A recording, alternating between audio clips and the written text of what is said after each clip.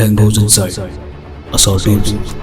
बिस्मिल्लाह। ये है फौजी जो सरहद पार से आने वाली पहली गोली अपने सीने पर खाता है। कुदरती आफत हो या जंग, मैदान में नजर आता है। हर मुश्किल और परेशानी में कौम का हौसला बढ़ाता है। न डरता है न घबराता है। जिंदा लौटे तो गाजी और मर जाए तो शहीद कहलाता है। कभी इस पर तराना बनता है तो कभी निशाने हैदर से नवाजा जाता है। ये सिपाही हर पाकिस्तानी की आंख का तारा है, क्योंकि ये वतन का मुहाफिज कहलाता है।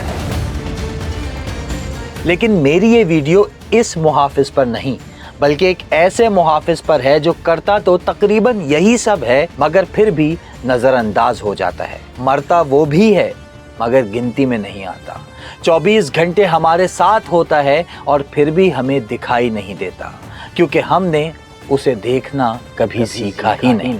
कैसे कुत्ता बैठा है, सही है। जब मर गया तो जैसे कुत्ता मर गया, बस जान छूटी। सोचिए, ये जुमला उस आदमी ने कहा है जो हमारी बिल्डिंग के गेट पर बैठा है, और ये उसकी राय नहीं बल्कि उसका तजर्बा है। ये भी पहली गोली अपने सीने पर खाता है। सब सोते हैं तो ये जागता है, या यूं कह लें कि ये जागता है तब हम सो पाते हैं। School, bank, shopping mall, hospital, restaurant, petrol pump, ATM, यहाँ तक के डालों के पीछे भी यही बैठा नजर आता है।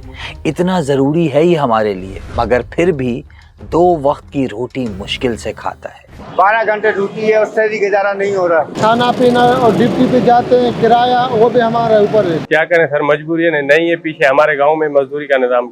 जी 12 घंटे ड्यूटी है, तनख्वाह 15,000 है। नहीं गुजारा, बहुत महंगाई है, वो खर्चा बहुत ज्यादा हो जाता है। हम 12 घंटे जॉब करते हैं और तनख्वाह 18,000 यार हुकूमत से बस पैगाम है, तनख्वाह में बहुत कम है और थोड़ा ज्यादा है। इंशाल्लाह ये गुजारा नहीं होता है, महंगाई है बहुत। आई नो के सोसाइटी में सिक्योरिटी गार्ड की कोई वैल्यू नहीं, ना ही किसी ने उस पर बात करने का सोचा होगा, मगर ये मसला बहुत बड़ा है। इतना बड़ा कि इसकी कीमत सिर्फ गार्ड नहीं, आप और मैं भी अदा करते हैं। और ये बात मैं आपको इसी वीडियो में प्रूफ करके दिखाऊंगा, क्योंकि हम ट्रेंड नहीं इंसानियत को फॉलो करते हैं। इसलिए आज मैं आपको दिखाऊंगा उस ब्लू यूनिफॉर्म में हाथ में गन लिए ताकतवर दिखने वाले उन लाखों अफराद की कहानी जो अंदर से टूटे हुए हैं, और वो सिस्टम जिसने उन्हें तोड़ा है। ये है नबी मोहम्मद, शिकारपुर से कराची आया है। 5 भाई, 1 बीवी और 2 बहनें। नबी मोहम्मद को गांव में मजदूरी नहीं मिल रही थी, इसलिए वो कराची आ गया। यहाँ आकर काम ढूंढ रहा था कि एक दोस्त ने उसे एक सिक्योरिटी कंपनी का बताया, और अगले ही दिन ये सिक्योरिटी गार्ड बन गया। अगले ही दिन, ट्रस्ट मी, एक दिन में। एक ऐसा शख्स जिसने कभी वर्दी नहीं पहनी थी, मुल्क के सबसे बड़े शहर में हथियार उठाने के काबिल समझ लिया गया। इंटरव्यू उसने मेरा पहले ही दे दिया था कि लड़का है हमारे पास, एक सिविल है। वैसे वो फौजी मांगते थे, लेकिन उन लोगों ने बोला था कि सिविल हम बंदे नहीं रखते हैं, कंपनी वालों ने बोला था। तो उसने बोला था कि मेरी जिम्मेदारी है, ऐसी कोई भी बात ये नहीं करेगा, तो उसने मेरे रखवाया था मुझे। हैरान मत हो, अक्सर सिक्योरिटी कंपनीज गार्ड्स ऐसे ही हायर करती हैं। प्रॉपर इंटरव्यूज तो छोड़ें, ट्रेनिंग तक नहीं दी जाती। बस यूनिफॉर्म पहनाकर और असलहा पकड़ाकर किसी बिल्डिंग के नीचे बिठा दिया जाता है, और वो बेचारा शख्स जिसे मजदूरी नहीं मिलती, उसके पास सिवाय अपनी जान को खतरे में डालने के दूसरा कोई ऑप्शन नहीं होता। ट्रेनिंग नहीं कभी हमें नहीं मिली ना। गन चलाना कैसे है? बस ये हमारे साथ ऐसा कोई वाकया कभी हुआ नहीं है। बाकी मैं तो गन चलानी दांत से सीधी चलाई हमने है ही नहीं, कभी नहीं चला। नहीं। ये पता ही चलता तरीकेकार तो पता होगा ना। तरीकेकार तो बस जो पहले गार्ड इधर होते थे उन लोगों ने हमें बताया था। गार्ड बनने से पहले तो ट्रेनिंग वगैरह मिली थी? ट्रेनिंग वगैरह नहीं भी। गन चलानी आती है? गन चलाया कर वो उधर अपने गांव में मेरा अपना गन है, चलाया गन, पिस्टल है। इस भाई का नाम और शक्ल मैंने इसलिए ब्लर कर दी है क्योंकि इस इंटरव्यू के बाद इसकी जॉब को भी खतरा हो सकता है।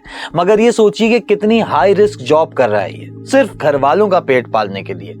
और अब जरा एक और एंगल से सोचिए, क्या पता उसने जॉब के लिए झूठ बोला हो कि गन चलानी आती है, और कंपनी ने ट्रस्ट करके उसे रख लिया हो। कल को इसका सामना वाकई किसी डकैत से होता है और ये वक्त पर फायर नहीं कर पाता तो क्या होगा?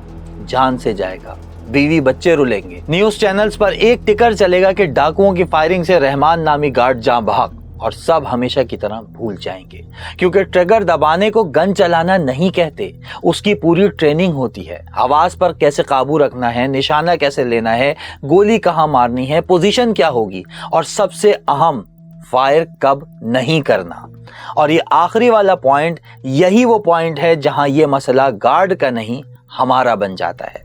कराची के इलाके क्लिफ्टन तलवार पर डकैती मुज़ाहिमत के दौरान सिक्योरिटी गार्ड की फायरिंग से डॉक्टर आकाश नामी शहरी जान बहक हो गए। जुलाई 2026 कराची के इलाके 3 तलवार के करीब एक 28 साल डॉक्टर बैंक से कैश निकाल कर निकला। गाड़ी में उसके वालिद और कजन्स भी मौजूद थे। पीछे से कुछ लोग आए। पुलिस के मुताबिक बैंक के सिक्योरिटी गार्ड ने समझा कि गाड़ी में बैठे लोग ही डाकू हैं और फायर खोल दिया। फॉरेंसिक रिपोर्ट के मुताबिक जो गोली डॉक्टर को लगी वो गार्ड के पिस्टल से चली थी।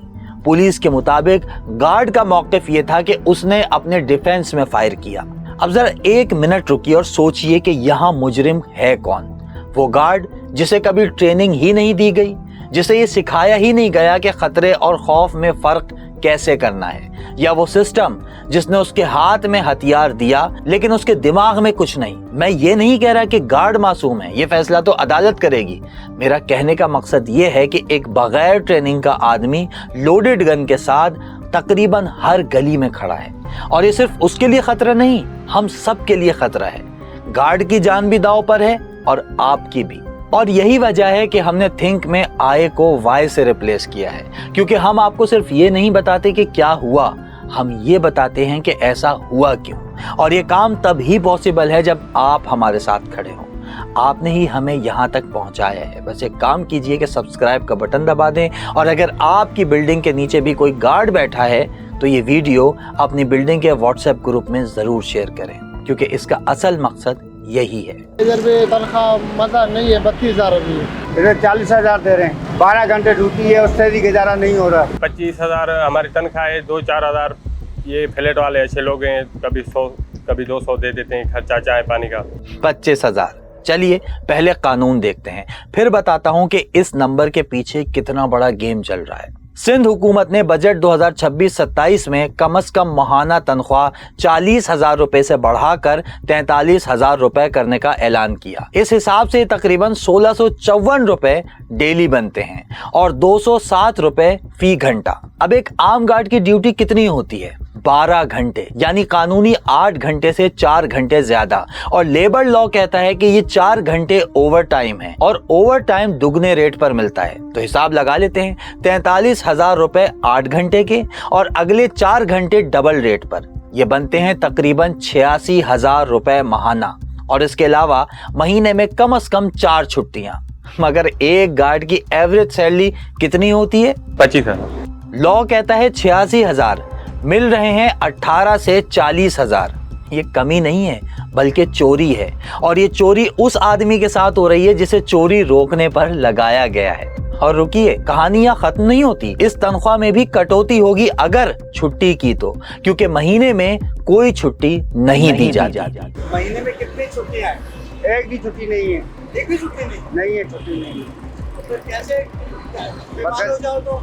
बीमार हो जाओ तो अपना खर्चा खुद करना पड़ता है। महीने में वैसे छुट्टियां नहीं हैं, लेकिन 4 महीने के बाद जब जाते हैं तो हमारी जगह पे कोई गार्ड होता है, फिर दूसरा तो उसको रख लेते हैं, फिर हमारे दिहाड़ियाँ उसको दे देते हैं। बाकी छुट्टी नहीं है कंपनी की तरफ से। बच्चा बीमार हो पैसे कटेंगे, माँ का इंतकाल हो पैसे कटेंगे, खुद बुखार में हो तब भी पैसे कटेंगे, ईद हो तो पैसे कटेंगे। यानी इस मुल्क में ये तबका ऐसा है जिसके लिए बीमार होना भी लग्जरी बन चुका है। अब जरा ये गेम समझें, ये सिक्योरिटी कंपनीज करती क्या है। मिसाल के तौर पर किसी बिल्डिंग की यूनियन ने सिक्योरिटी कंपनी से राब्ता किया कि हमें एक गार्ड चाहिए।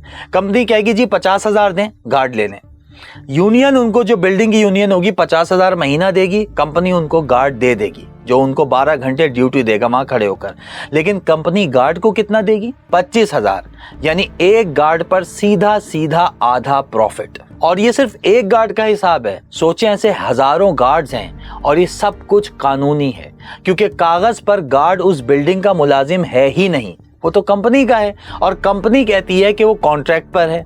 और कॉन्ट्रैक्ट का क्या मतलब है? कोई अपॉइंटमेंट लेटर नहीं, कोई सैलरी स्लिप नहीं, EOBI रजिस्ट्रेशन अक्सर नहीं होती, सोशल सिक्योरिटी नहीं, ग्रेजुएटी, पेंशन, मेडिकल, सवाल ही पैदा नहीं होता। यानी वो आदमी जो आपके घर की हिफाजत कर रहा है, सरकारी कागजों में उसका वजूद ही नहीं। वो जिंदा है मगर रजिस्टर्ड नहीं, वो काम कर रहा है मगर वर्कर नहीं, और जो वर्कर नहीं उसका कोई हक भी नहीं।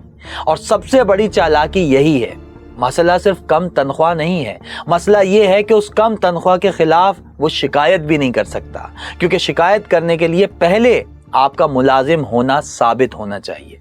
मगर सवाल यह है कि पाकिस्तान में लाखों गार्ड्स और सिक्योरिटी कंपनीज आई क्यों, कहां से आई? जब मुल्क में फौज है, रेंजर्स है, पुलिस है, तो फिर ये इतनी बड़ी तादाद में क्यों वजूद में आ गए?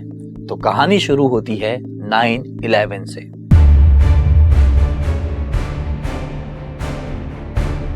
ये वो दौर था जब मुशर्रफ की सरबराही में पाकिस्तान ने दूसरों की जंग में हिस्सा बनने का फैसला किया, जिसका रिजल्ट हजारों मासूम शहादतों की शक्ल में मिला। रोजाना धमाके होते थे, सैकड़ों शहरी मरते थे, मुल्क में दहशत थी, लोगों का रियासत पर से एतमाद उठने लगा। सिक्योरिटी का मसला कौमी मसला बन गया, और जहां रियासत पीछे हटती है वहां मार्केट आगे आ जाती है। यहीं से शुरू हुआ वो कारोबार जो आज पूरे मुल्क में फैल चुका है। एक के बाद दूसरी सिक्योरिटी कंपनी खुलने लगी। गांव के वो लड़के जिनके पास ना डिग्री थी ना नौकरी, उनके लिए शहर में एक दरवाजा खुल गया, मगर उस दरवाजे के अंदर नहीं जाना था, बल्कि उसके बाहर खड़े होकर पहरा देना था। और आज 20 साल बाद सूरत हाल ये है। जुलाई 2025 में सिंध होम डिपार्टमेंट के मुताबिक सूबे में 302 प्राइवेट सिक्योरिटी कंपनीज रजिस्टर्ड थीं, और उसी महीने हुकूमत सिंध ने 36 कंपनियों के लाइसेंस मंसूख किए और 41 को शो कॉज नोटिस जारी किए। रीजन, वो मुकर्ररा कवायद पर अमल नहीं कर रही थी। यानी सिस्टम को मालूम था कि मसला कहाँ है, सिस्टम ने एक्शन भी लिया। मगर सवाल यह है कि जिन 36 कंपनीज के लाइसेंस मंसूख हुए, उनके गार्ड्स कहाँ गए? क्या उन्हें तनख्वाह मिली? क्या किसी ने पूछा? अब जरा स्केल समझें। कराची में गार्ड्स की तादाद पुलिस से ज्यादा बताई जाती है, और ये सिर्फ कराची का किस्सा नहीं। 2011 में जिनेवा के स्मॉल आर्म्स सर्वे ने बताया कि दुनिया भर में तकरीबन 2 करोड़ प्राइवेट सिक्योरिटी एहलकार हैं, यानी पुलिस से तकरीबन दुगने। और गार्जियन की तहकीक के मुताबिक दुनिया की आधी आबादी ऐसे ममालिक में रहती है जहां पुलिस से ज्यादा प्राइवेट गार्ड्स हैं। मतलब ये सिर्फ पाकिस्तान का मसला नहीं, ये ग्लोबल पैटर्न है। जहां रियासत कमजोर होती है वहां तहफ्फुज एक प्रोडक्ट बन जाता है, और प्रोडक्ट का एक ही उसूल है, जो खरीद सकता है उसे मिलता है। और यही वो लम्हा है जहां तहफ्फुज एक हक नहीं रहता, बल्कि एक सब्सक्रिप्शन बन जाता है। आपके मोहल्ले में गार्ड है क्योंकि आपकी यूनियन उसका बिल दे सकती है, उस मोहल्ले में नहीं है क्योंकि वो नहीं दे सकते, और दोनों मोहल्ले एक ही मुल्क में हैं, एक ही आइन के नीचे। ये तो वो कीमत हो गई जो आप अदा करते हैं तो गार्ड आपको मिलता है। अब उस कीमत की बात करते हैं जिसको कोई नहीं गिनता। 12 घंटे की ड्यूटी का मतलब सिर्फ 12 घंटे नहीं होता, इसका मतलब है खड़े रहना, जागते रहना, गर्मी में बगैर पंखे के बैठना, वॉशरूम के लिए किसी की मिन्नत करना, खाना अपने साथ लाना, और इस दौरान हर आने जाने वाले को सलाम करते रहना। मेडिकली ये सिर्फ थकन नहीं, मुसलसल नाइट शिफ्ट नींद के साइकिल को तोड़ देती है। और दुनिया भर की रिसर्चेस ये बताती हैं कि लंबी नाइट शिफ्ट दिल की बीमारी, ब्लड प्रेशर और डिप्रेशन का रिस्क बढ़ा देती है। और हमारी सोसाइटी में गार्ड का मेडिकल चेकअप, ये तो सोचना भी फजूल है भाई, हिमाकत है। आपका कंपनी ने कोई मेडिकल कराया हो, जैसे कोई बीमार हो जाए तो हॉस्पिटल जाए तो मेडिकल अलाउंस मिले, कोई ऐसी चीज़? हमें तो कभी भी नहीं दिया, लेकिन हमारे साथ ऐसी कोई प्रॉब्लम नहीं हुई। हमने उनसे मांग भी नहीं की है, लेकिन उसने दिया भी नहीं है हमें कभी। बीमार हो जाओ तो अपना खर्चा खुद करना पड़ता है। फिर भी ड्यूटी पे आओगे? ड्यूटी पे आना चाहिए, ड्यूटी पे नहीं आएंगे दिहाड़ी कटेगी।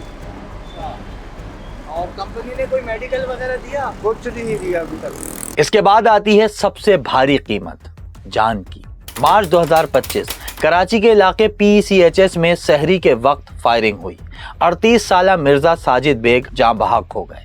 वो एक प्राइवेट सिक्योरिटी गार्ड थे। उस रात वो अपनी ड्यूटी पर थे। इलाके के लोगों के मुताबिक जब से साजिद वहां ड्यूटी दे रहे थे, इलाके में जराइम कम हो गए थे। साजिद जाँ बहक हो गए।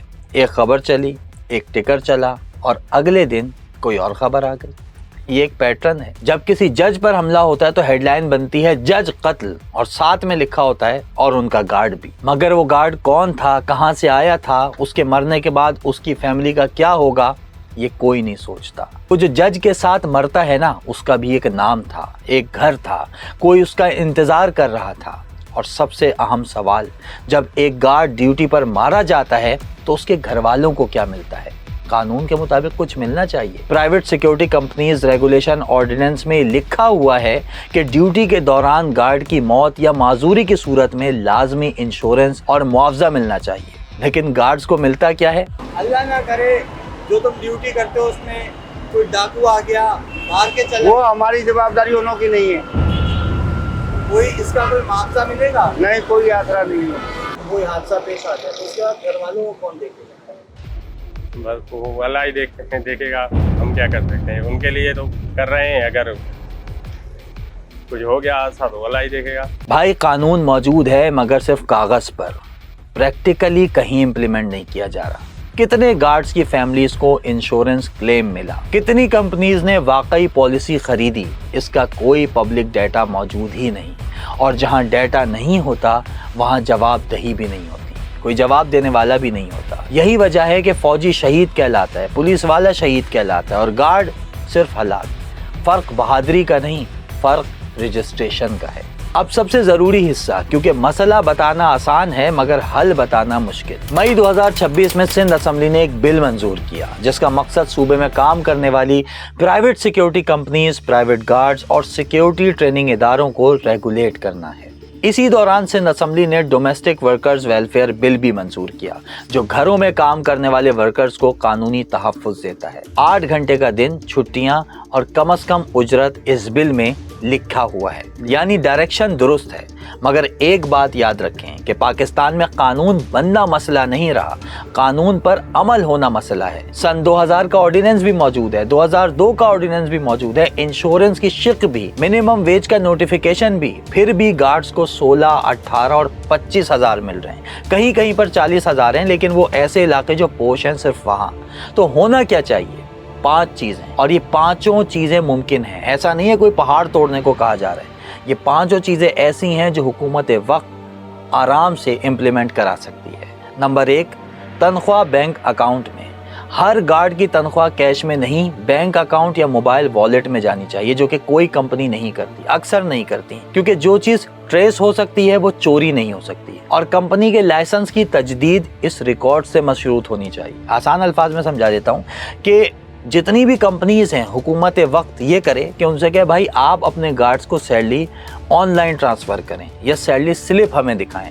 जब तक आप ऑनलाइन रिकॉर्ड नहीं दिखाएंगे या गार्ड्स को दी गई सैलरी की स्लिप्स हमें नहीं देंगे, आपका लाइसेंस हम आगे रिन्यू नहीं करेंगे। इससे होगा क्या? इससे होगा ये कि जो सैलरीज कंपनीज दे रही हैं गार्ड्स को, वो हुकूमत के रिकॉर्ड में मौजूद होंगी, महफूज होंगी। तो हुकूमत किसी भी ऐसी कंपनी के खिलाफ एक्शन ले सकेगी जो मिनिमम वेज 25,000, 28,000, 30,000 दे रही है, एक्चुअल वेज से काफ़ी कम।